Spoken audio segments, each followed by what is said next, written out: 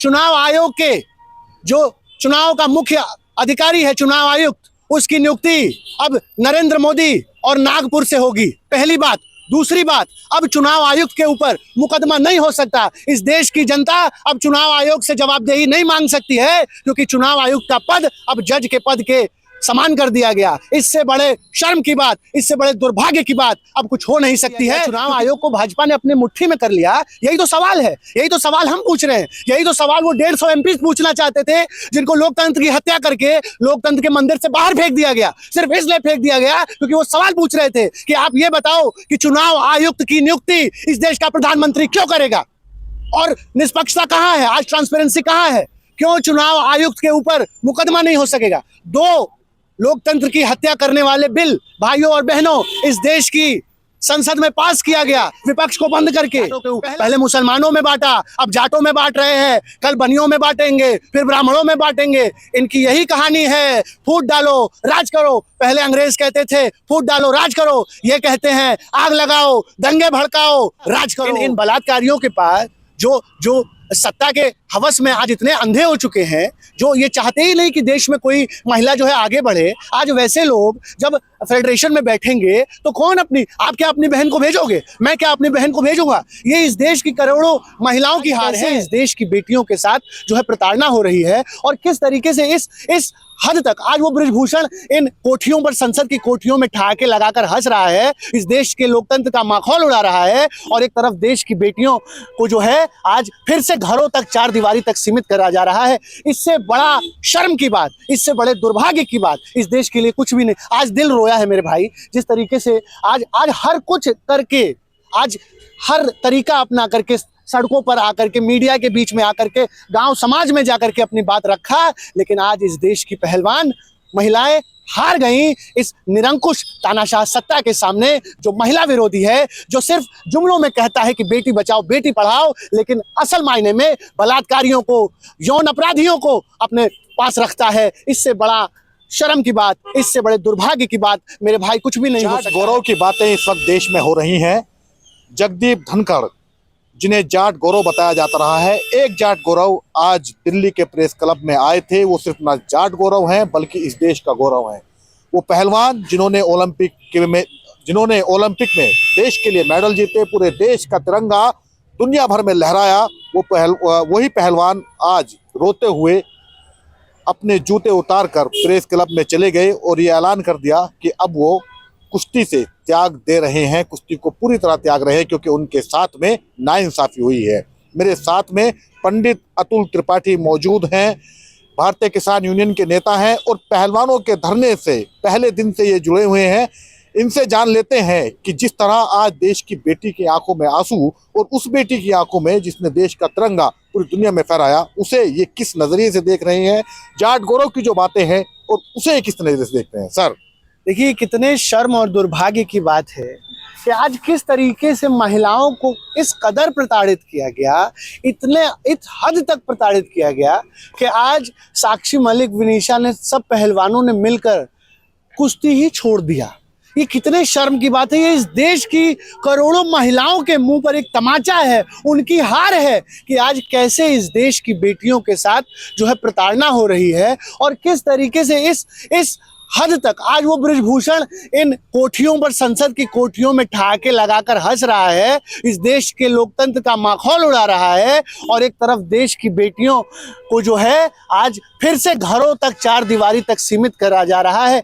इससे बड़ा शर्म की बात, इससे बड़े दुर्भाग्य की बात इस देश के लिए कुछ भी नहीं। आज दिल रोया है मेरे भाई, जिस तरीके से आज हर कुछ करके, आज हर तरीका अपना करके, सड़कों पर आकर के, मीडिया के बीच में आकर के, गांव समाज में जाकर के अपनी बात रखा, लेकिन आज इस देश की पहलवान महिलाएं हार गईं इस निरंकुश तानाशाह सत्ता के सामने, जो महिला विरोधी है, जो सिर्फ जुमलों में कहता है कि बेटी बचाओ बेटी पढ़ाओ, लेकिन असल मायने में बलात्कारियों को, यौन अपराधियों को अपने पास रखता है। इससे बड़ा शर्म की बात, इससे बड़े दुर्भाग्य की बात मेरे भाई कुछ भी नहीं हो सकता है। और आज अपना जूता, अपना रेसलिंग का जो सारा सामान उसको यहाँ रख करके आज पूरे जीवन भर के लिए इन महिला पहलवानों ने इस देश से कुश्ती त्याग दिया। और ये नजीर बनेगा उन करोड़ों महिलाओं के लिए जो आज उनके जैसा बनने के लिए सपना देखती हैं। संजय सिंह जीते हैं, कुश्ती महासंघ के नए अध्यक्ष बने हैं और जीतने के फौरन बाद वो चले गए आशीर्वाद लेने के लिए ब्रजभूषण सिंह शरण के पास। कैसे देखते हैं इसको? आज आप बताइए ना कि वो संजय सिंह कौन है? वो भी एक आरोपियों में से एक है और ब्रजभूषण का राइट हैंड है। किस तरीके से सभी चीजों को, नियमों को बाईपास करके, और ये तो डंके की चोट पर गुंडाई करके आया है। ये तो बहुत दिन से धमकियां दे रहा था कि तुम कुछ भी कर लो, तुम सड़कों पर आ जाओ, मर जाओ, कुछ भी कर लो, लेकिन अध्यक्ष तो मैं ही बनूंगा। और आज वही हुआ। आज आप जाके देखिए, उन्हीं के लोग, वही पूरा ब्रजभूषण की लॉबी, उसके बेटे की लॉबी आज फिर से हरियाणा में जो है वो शीर्ष नेतृत्व में आकर के बैठ गई। और अब इस देश की महिला पहलवानों को ये सोचना पड़ेगा, इस देश के पहलवानी के भविष्य को सोचना पड़ेगा कि अब कोई इस देश की जो है लोग अपने बेटियों को भेजेंगे क्या इन बलात्कारियों के पास, जो सत्ता के हवस में आज इतने अंधे हो चुके हैं, जो ये चाहते ही नहीं कि देश में कोई महिला जो है आगे बढ़े। आज वैसे लोग जब फेडरेशन में बैठेंगे तो कौन आप क्या अपनी बहन को भेजोगे? मैं क्या अपनी बहन को भेजूंगा? ये इस देश की करोड़ों महिलाओं की हार है। आज ये साक्षी मलिक रो करके यहाँ हार करके नहीं गई है। और ये जब ऐसी सरकारें आती हैं, जब भी आरएसएस जैसी विचारधारा, जो बाबा आदम की जमाने की विचारधारा है, जो पर्दा सिस्टम में विश्वास रखती है, तब इस देश की जो है महिलाओं का दमन होगा। और ये तो अब शुरुआत भर है, आगे आप देखिए क्या होगा। आप बताइए ना, उत्तर प्रदेश विधानसभा का एक विधायक जो यौन शोषण में, बलात्कार में 12 साल की बच्ची के साथ बलात्कार करता है, उसको कोर्ट 25 साल की सजा देती है, लेकिन आज तक उसकी विधानसभा की सदस्यता रद्द नहीं की जाती। आज एनसीआरबी का डाटा बताता है कि पूरे देश में किस तरीके से महिलाओं के खिलाफ यौन अपराध बढ़े हैं और क्या कन्विक्शन रेट है, किस तरीके से जो है उनकी अनसुनी की जा रही है महिलाओं अपराधों की। तो ये शर्म का विषय है, इस देश के लोगों को ये सोचना पड़ेगा। अच्छा, ये आपको कहा कि कहाँ कमी रही आंदोलन में ऐसी कि जिसकी वजह से ये रिजल्ट आया और पहलवानों को मजबूर होना पड़ा आखिरकार इस्तीफा देने के लिए, क्या अब संन्यास की घोषणा करने के लिए? देखिए, दबाव हर तरीके का था। इनके गांवों में दबाव था, इनके फोन टैप कर रहे थे, इनके नौकरियों छीनने की बात चल रही थी, इनको जो है जो सुविधाएं मिलती हैं, इनको वो सारा सुविधाएं छीनने की बात चल रही थी। इनको पूरे समाज में बेइज्जत किया गया, देशद्रोही बताया गया, आतंकवादी बताया गया। और आप मुझे बताइए ना कि अब और क्या करें? आज 40 दिन, 39 दिन, 2 महीने तक सड़कों पर बैठे रहे। आप लोगों ने मंजर दिखाया कि किस तरीके से इस देश के लिए मेडल लाने वाली महिलाओं को जो है रोड पर घसीटकर उनकी आवाज का दमन किया गया, कुचला गया। आज भी उनके पीछे जो है एनआईए जैसी एजेंसियां, सीबीआई जैसी एजेंसियां लगाकर उनका फोन टैपिंग किया जाता है, उनका अकाउंट खंगाला जाता है, उनके ऊपर हमला कराया जाता है। और अब तो कह रहे हैं ना, आज क्या कहा पहलवानों ने, अब हमारी जान भी सुरक्षित नहीं है, हमारे ऊपर जो है आत्मघाती हमले हो रहे हैं। तो आप बताइए, इस दौर में किस तरीके से कोई अपनी बात को उठाए? आज आत्मदाह ही रह गया है। अब या तो सारे खिलाड़ी अपने ऊपर पेट्रोल डीजल छिड़क के आत्मदाह कर दे, क्योंकि भाई जहां न्याय मिलेगा ही नहीं, वहां पर इस देश के लोगों को और क्या बच जाएगा? आप जैसे, हमारे जैसे लोगों के ऊपर अब क्या है? पेट्रोल डाले और आत्मदाह कर ले। क्योंकि भाई जहां न्याय ही नहीं रहेगी, जहां संविधान ही नहीं रहेगा, जहां कानून का राज ही खत्म हो जाएगा, वहां फिर हम जी करके क्या करेंगे?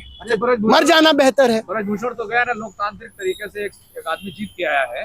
हाँ, वो लोकतांत्रिक तरीका आप देखिए ना कि पूरे देश में वही लोकतांत्रिक तरीका अपनाया जा रहा है। आज किस तरीके से पूरे चुनाव आयोग को जो है पूरे तरीके से कब्जा कर लिया गया, चुनाव आयोग को भाजपा ने अपने मुट्ठी में कर लिया।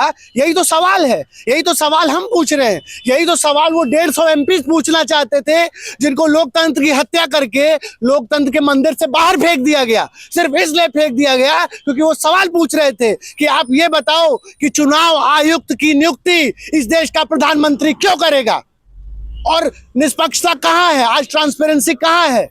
क्यों चुनाव आयुक्त के ऊपर मुकदमा नहीं हो सकेगा? दो लोकतंत्र की हत्या करने वाले बिल भाइयों और बहनों इस देश की संसद में पास किया गया विपक्ष को बंद करके।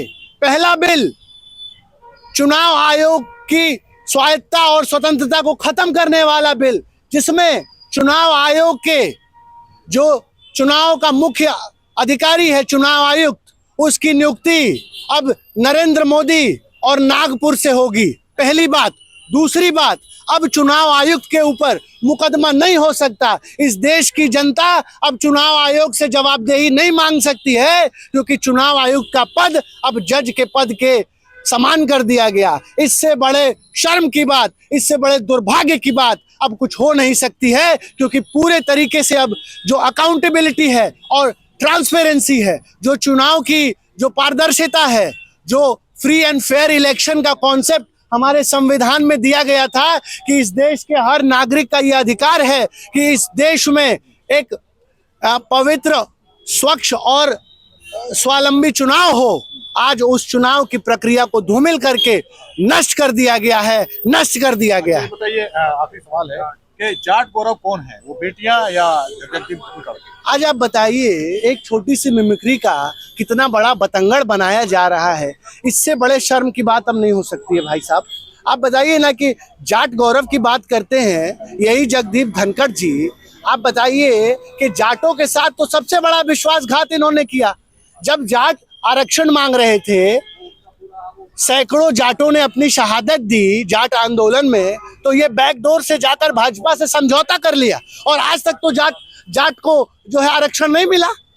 तो जाट के साथ विश्वासघात काम करने का काम जगदीप धनखड़ साहब ने किया है। और कहाँ गई जाट गौरव की बात? आज तो इस देश की पहलवान बेटियां जो जाट समुदाय से आती हैं, रो रही हैं, बिलख रही हैं। यहाँ उन्होंने कुश्ती को ही त्याग दिया।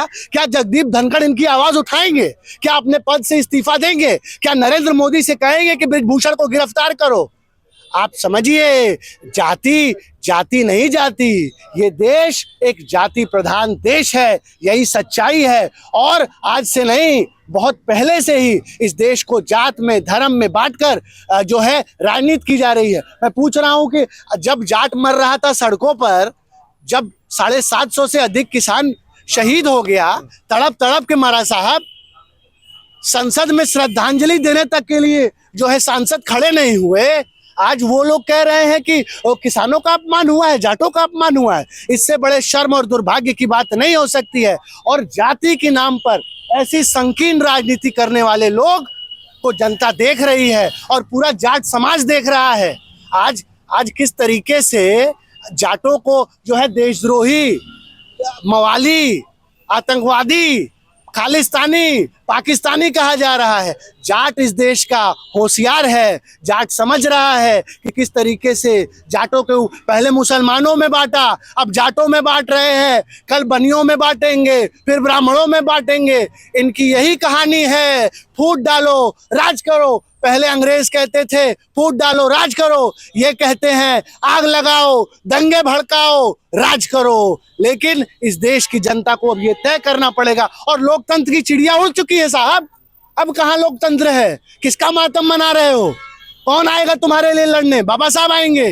नहीं। फूले आएंगे, पेरियार आएंगे, हम जैसे लोग आएंगे? नहीं आएंगे साहब। आज बाबा साहेब की विचारधारा को कुचलकर पूरे संविधान, आज बताइए 6 बिल पास कर दिए, 150 सांसदों को बाहर। ये कौन से बिल थे भाई जिनको इतनी जल्दी थी कि आपने 150 सांसदों को बाहर?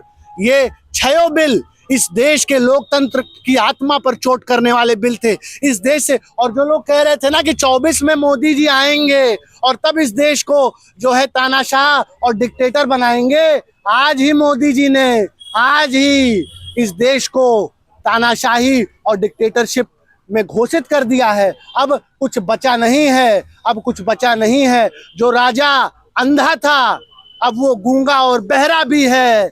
सिल दिए होठ जनता के, अब कानों पर पहरा भी है, पहरा भी है। अगर सवाल पूछोगे तो गोली मार दिया जाएगा, सवाल पूछोगे तो जेल में डाल दिया जाएगा, सवाल पूछोगे तो हत्या कर दी जाएगी। और ये हत्या सवाल पूछने वालों की नहीं है साहब, ये हत्या इस देश के जो विपक्ष है, जो आवाज है, उसकी है, इस देश के लोकतंत्र की है, भारत भारती की है, भारत माता की है। धन्यवाद। जय हिंद।